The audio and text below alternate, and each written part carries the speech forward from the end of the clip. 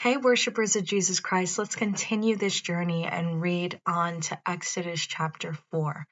If you want to recap, there's other videos on Exodus 1, 2, and 3. Now on to chapter 4. Moses answered, "If they do not believe me or listen to me and say, 'The Lord did not appear to you,' then the Lord said to him, 'What is that in your hand?' 'A staff,' he replied. The Lord said, 'Throw it on the ground.' Moses threw it on the ground, and it became a snake, and he ran from it. Then the Lord said to him, 'Reach out your hand and take it by the tail.' So Moses reached out and took hold of the snake, and it turned back into a staff in his hand. This, said the Lord, is so that they may believe that the Lord, the God of their fathers, the God of Abraham, the God of Isaac, and the God of Jacob, has appeared to you." Then the Lord said, "Put your hand inside your cloak." So Moses put his hand inside his cloak, and when he took it out, the skin was leprous. It had become as white as snow. "Now put it back into your cloak," he said. So Moses put his hand back into his cloak, and when he took it out, it was restored like the rest of his flesh.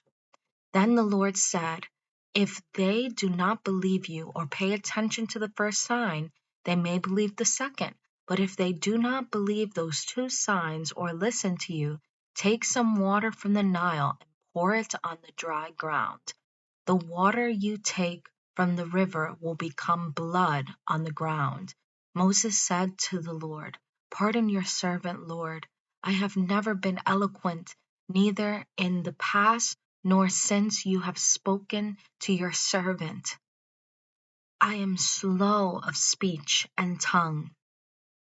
The Lord said to him, "Who gave human beings their mouths? Who makes them deaf or mute? Who gives them sight or makes them blind? Is it not I, the Lord? Now go, I will help you speak and will teach you what to say." But Moses said, "Pardon your servant, Lord. Please send someone else." Then the Lord's anger burned against Moses, and he said, "What about your brother Aaron, the Levite? I know he can speak well. He is already on his way to meet you, and he will be glad to see you. You shall speak to him and put words in his mouth. I will help both of you speak and will teach you what to say. He will speak to the people for you, and it will be as if he were your mouth, and as if you were God to him. But take this staff in your hand so you can perform the signs with it." When I reflect on what we've just read, I think, man, how it makes me think of the Bible verse in the New Testament where it says, "In your weaknesses, his power is made perfect." And Moses had a weakness. Some say that he had a speech impediment, and yet God chose his mouth. And I love also how God works with him and Moses and his fears that he had to be used by God in this way, and provided a help for Moses, which was Aaron. And I think that in the same way in life, God provides help. Even if you're fearful, God still chooses you. And, you weren't able to weasel out of it. He chose you, and that was final. And I believe that God has chosen us today, and that choice is final. We might have fears, we might try to negotiate and wiggle out of it, but God chose you, and he'll make a way. He'll provide the help needed. He'll provide the errand. That has been what has happened in my life. Through through my weaknesses, I have seen God's strength. Some know that I'm in a doctoral program, and others know that I have learning disabilities. Yet God chose this brain. to show and to display his glory. And it blows my mind, but God has also provided me help. You know, I've used softwares that have made all this possible. Grammarly, Speechify, you know, things that have made this doctoral journey possible. He provided the air and he provided the help. So he will not leave us abandoned. Verse 18. Moses returns to Egypt. Then Moses went back to Jethro, his father-in-law, and said to him, "Let me return to my own people in Egypt to see if any of them are still alive." Jethro said, "Go, I wish you well." Now the Lord said to Moses in Midian, "Go back to Egypt, for all those who want to kill you are dead." So Moses took his wife and sons, put them on a donkey, and started back to Egypt. And he took the staff of God in his hand. The Lord said to Moses, "When you return to Egypt, see that you perform before Pharaoh all the wonders I have given you the power to do.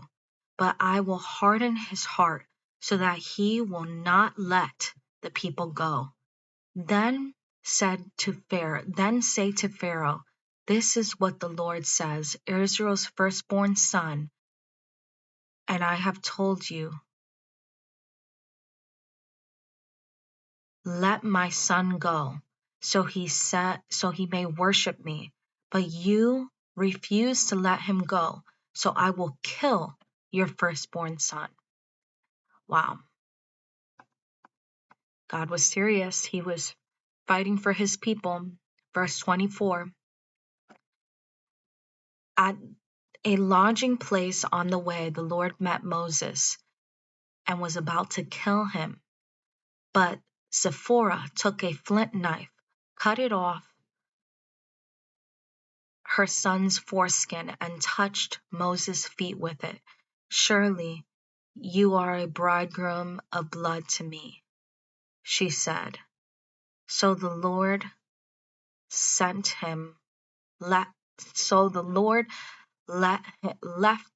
him alone. So I had to look this up. Why was this going on? And what I found was that the covenant at that time, was circumcision to show that you were in alignment with God's plan, and they had not circumcised their son. Moses had not circumcised their son. So this had to take place for that to take place. So that's what I found. All right, let us continue. Verse 27. The Lord said to Aaron, "Go into the wilderness to meet Moses."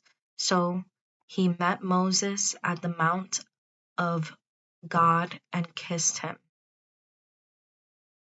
Then Moses told Aaron everything the Lord had sent him to say, and also about all the signs he was commanded to perform. Moses and Aaron brought together all the elders of Israel, and Aaron told them everything the Lord had said to Moses. He also performed the signs before the people, and they believed. And when they heard that the Lord was concerned about them and had seen their misery, they bowed down and worshipped. That makes me emotional because God is concerned for us. I mean, he did all this for his people. All the signs, all the wonders, it was all to save his people, Israel, and take them out of their misery. And that same thing that God sees you when you're in misery, and he wants to take you out, he wants to save you, he wants to rescue you, he's concerned for you. And it's just such a beautiful message. All right, God bless you. Take care, and I'll be uploading soon a video on Exodus chapter 5. Take care.